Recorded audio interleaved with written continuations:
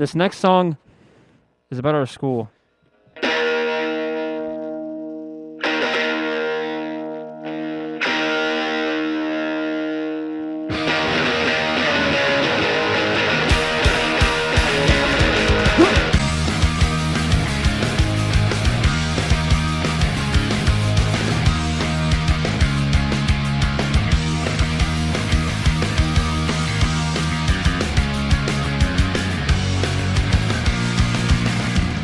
Welcome to the rural area of Eastern Connecticut. We are currently here in the small town of Chaplin near the surrounding towns of Hampton and Scotland. Here, Chaplin hosts one of the smallest public high schools in the state of Connecticut, Parish Middle High School. It was first opened in 1967 and has graduated a wide range of students over 50 plus years with a 95% four-year graduation rate. Now, what makes Parish unique over the neighboring high schools such as Wyndham and Lyman is how small and tight-knit the school and community is. And honestly, the community is what's keeping the school open, as in recent years there have been a few attempts to shut down the school due to low test scores and budget politics. We're going to figure out why the shutdown attempts failed and why the pirate ship has not sunk and what's keeping it afloat.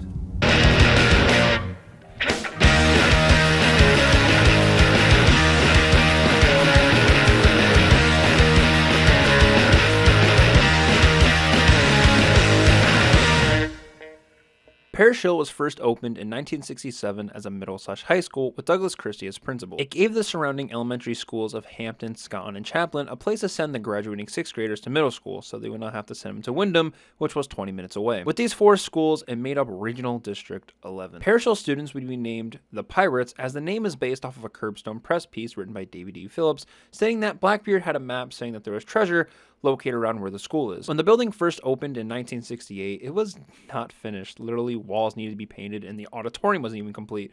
But the interior of the school was really spacious, and surrounding the school was 60 acres of land. When the school first opened, it housed over 450 kids, which includes both the middle and high school. The first graduating class consisted of 44 seniors in 1969, and over the years, the number of graduating students would fluctuate, reaching the highest graduating class with a total of 63 in 1990, and the lowest being 36 in 1989. Throughout the 60s into the 90s, the school had gone through multiple principals with a total of 9, with Arthur Brayloot lasting 8 years from 1997 to 2004, and tied for being the shortest reign, lasting literally a school year, was Mario Genental from 1989 to 1990, and John Comparco from 1996 to 1997. Not a lot of information about class selections in the curriculum was archived throughout the first few school years, so to talk about classes from the high school level, I'll be using a report from the Visiting Committee, which was released in 1986. The report states that the curriculum consisted of 153 courses offered by the 15 departments. Also included was special education and senior projects such as the independent program, where students could get approved for community projects such as helping students in special education or helping out maintenance, and the quote Quest program, which was for the quote gifted and talented students, which was similar to the independent program. Alongside the curriculum, you also had co-curricular activities such as athletics, and many club students could participate in, such as the audiovisual club, bike club, ski club, yearbook club, and many more. Now, you had your core required classes such as mathematics, science, English, social studies, and PE for graduation. Now, for out of all these classes, the one class that required the most credits was English, which consisted of English 1 through 4 basic, intermediate, and advanced placement English, quote UConn, and drama. There were a few co-curricular classes that you could take that were not required, such as home economics, which one class I want to talk about is childcare and development, which back in the day, parents would actually drop off their kids at the school and the students would learn how to watch kids. But if dealing with screaming kids was not your fancy, you could also take computer education,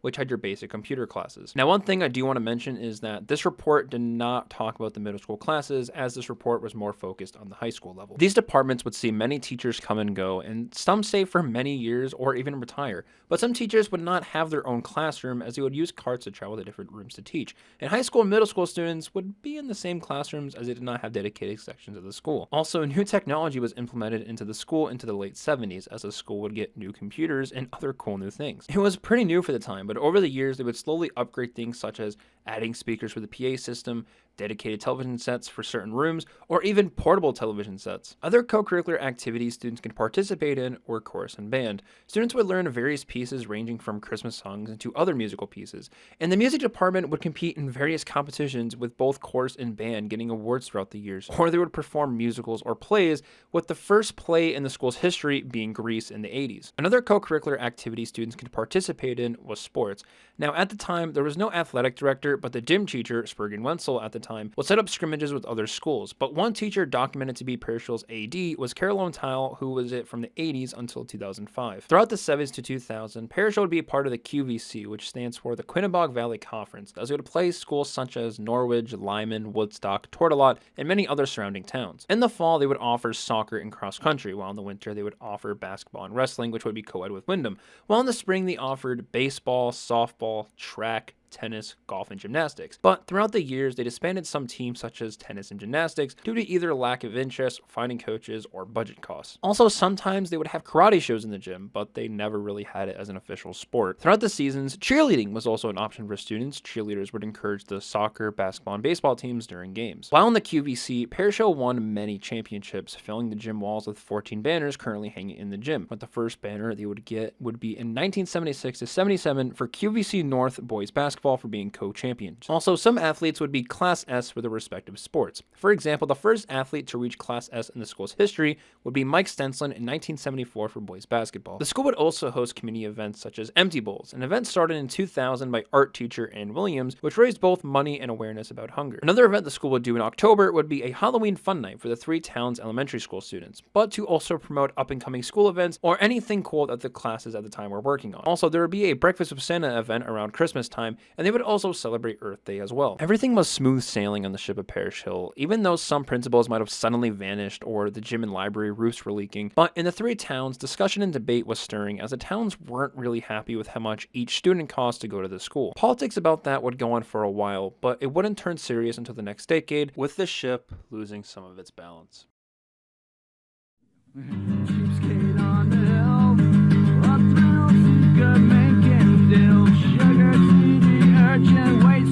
time. Town of lunatics begging for another fix, turning tricks for speedballs one more night, making your rounds once again, turning up empty and dead.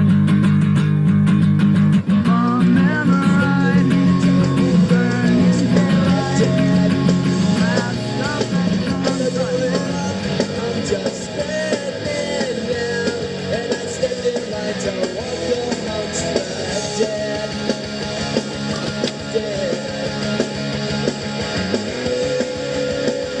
With a new decade starting, the shell of the building stayed the same as it was in 1967, but over the years, the building would get new additions or some rooms would get renovated. The welding room would be renovated and used as the newsroom for video communications, a media center would be added to the library, and central office would be moved near the back field, and new lockers would be installed as well. Throughout the 2000s, the number of graduating classes would dwindle as the largest graduating class would literally be at the beginning of the decade with 59 in 2000, while the lowest that the school's ever seen would be both in 2011 and 2020 with 27. In 2004, Arthur Braley would no longer be principal, and Catherine Walsh would take over.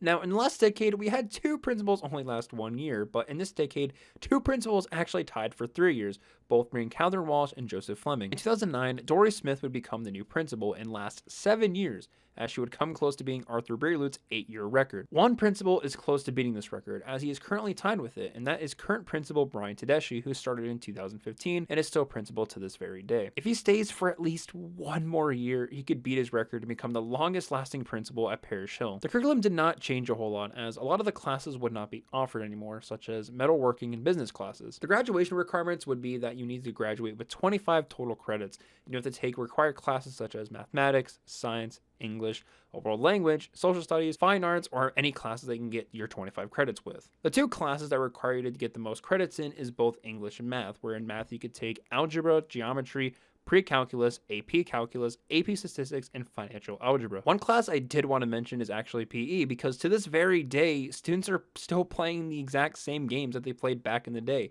One example being Island Ball, which Kevin Dunn himself invented. And to this very day, students still play it. Co-curricular classes that students can take included technology education, video production, performing arts, family consumer science, and many more. This time, the middle school curriculum would actually be properly archived, and sections of the school would actually be dedicated to middle school classes. But the middle schoolers would have to take mathematics, science, social studies, English, and other co-curricular classes that they wanted to take. This decade saw a lot of the older teachers or faculty retire or leave, but throughout the years, teachers would come and go, but instead of them moving to different classrooms constantly, teachers would actually get their own dedicated classrooms or share rooms with other teachers. The oldest faculty/teachers that are still here are Miss Brown and Mr. Allard, who started in 1995, Mr. Jandruski, who started in 1996 as a Spanish teacher, and Miss Barron, who started in 1997 as a guidance counselor. The school's technology would have major upgrades, such as multiple HD televisions hanging around the building, and students having their own Chromebooks as they could use for schoolwork and for at-home use. Horse and band would also remain the same, as they would compete in more competitions and earn even more awards throughout the years. For sports, in the fall they offered soccer and cross country, while in the winter they offered basketball and indoor track,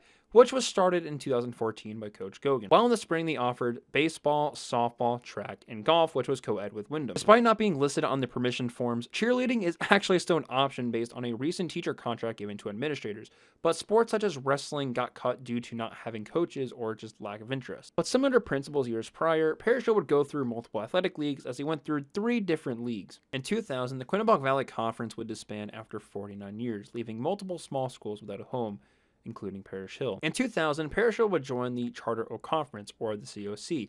In the gym, there is only one COC banner, which is being for 2002 co-champions in softball. But there is one banner that was stored in storage that was never put up for some reason, and it's for 2003 COC champions for boys varsity track. In 2006, the COC would face a similar fate to the QVC as they would dissolve, but other schools would join the Eastern Connecticut Conference, the ECC, while Parish Hill would join the Constitution State Conference, or the CSC. In total, they would get 11 championships, most of them coming from girls soccer. And in some sports such as golf, track, and cross country, athletes would be champions for their respected sport, such as in 2008 for outdoor track, Rachel Landon would be champion for javelin, and in 2014, Sabrina Chester would be champion for girls cross country. But in 2014, the CSC would dissolve and form the Connecticut Technical Conference, or the CTC, which was meant for tech schools, so Parish Hill had to join the Capital Region Athletic League, or CRAL, since they were not really a tech school. But they would play mostly schools based in Hartford, such as Civic Leadership or Achievement First, but in total they got 16 total championships, with most of them coming from girls basketball. Parish Hill would host many community events, which 2 of the longest ones being Empty Bowls and Breakfast with Santa. But one new event that was short-lived was Guitar Hero Night, where students could come in and play Guitar Hero. The 3 towns of Hampton, Scotland, and Chaplin, but mainly Hampton and Scotland, would keep raising discussions about the school, such as the pupil cost being high, but a lot of disagreements would occur throughout the 3 towns, which would cause central office to break into its own independent areas for the respected towns. But it completely shook everything up for Parish Hill, as they would have to change how they run things. And what would make things worse is, due to really low test scores,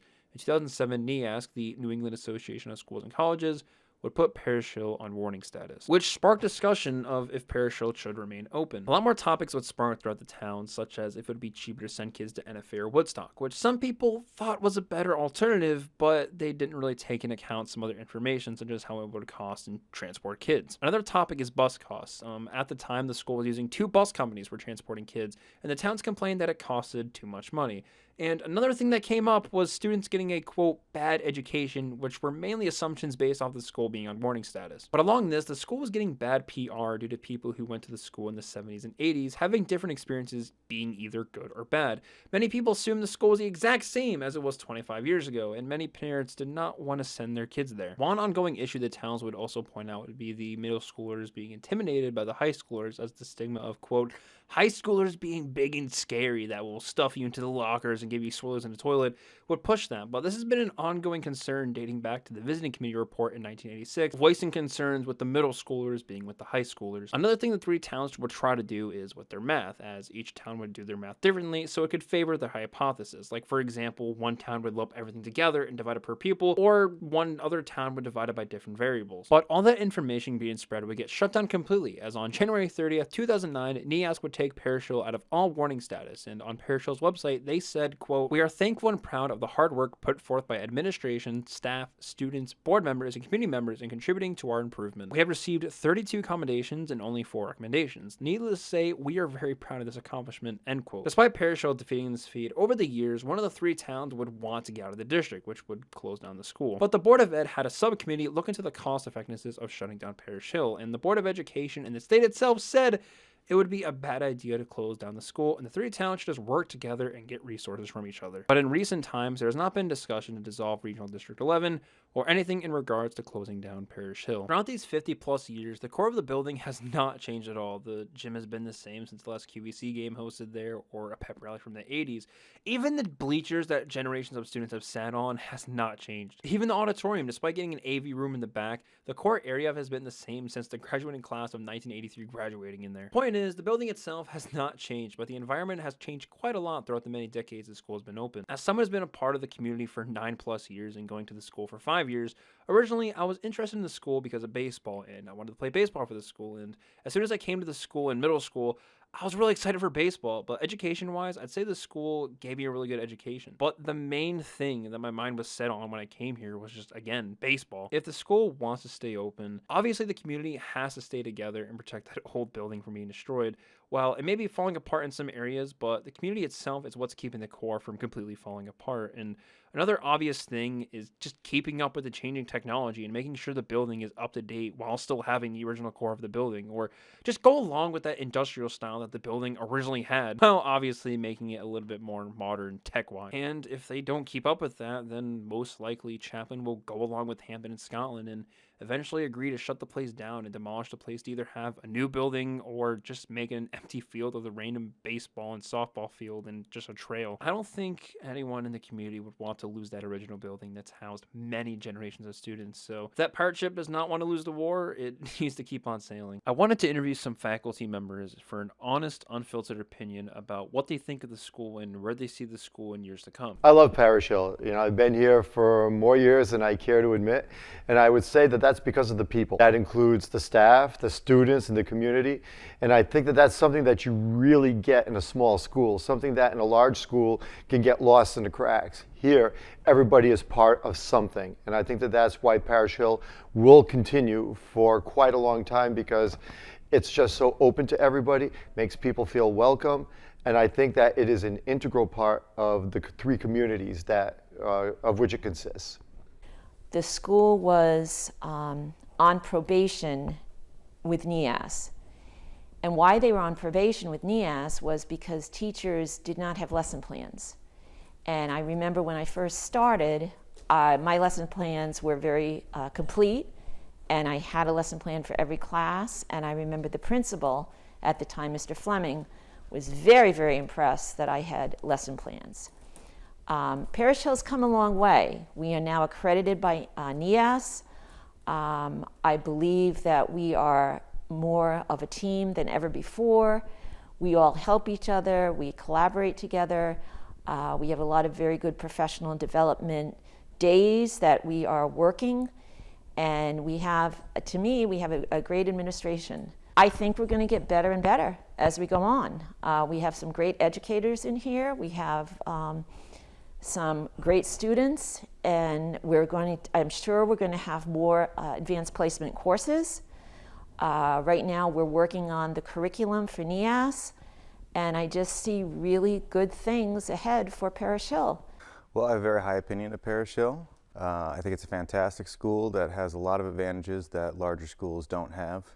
We have a lot of flexibility with what we can do with students. There are challenges of being a small school, but I think overall it's a huge advantage, and I think it's a model that other districts should follow, trying to get smaller rather than larger. Let's see, I see Parish Hill continuing to improve, grow in terms of what it can offer our students and how it can play a key role in our community.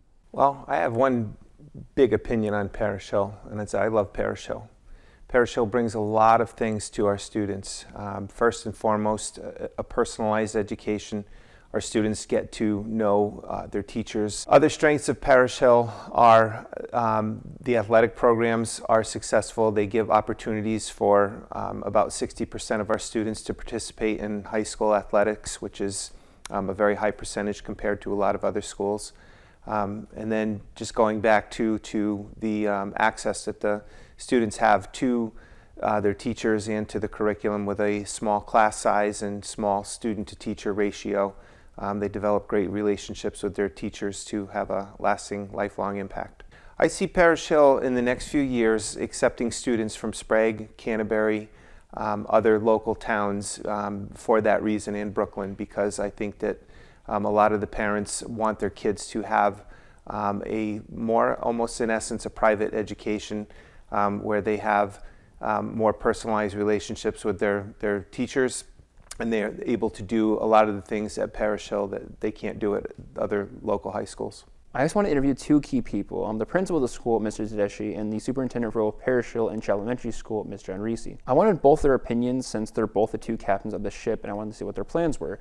Now, I was only able to interview Mr. Tedeschi because Mr. Henrici, at this current moment in time, is not available for an interview. But hey, at least I got something and not anything at all. And that is all. Major shout outs to the people who give me information to make this possible, and also thanks to the librarians for letting me take over their media center room and making that my little makeshift studio, and also for the school itself for letting me rummage through their archives, all their old stuff. I really hope you enjoyed this video / documentary since it take a lot of time to make, and I hope you all learned some interesting things.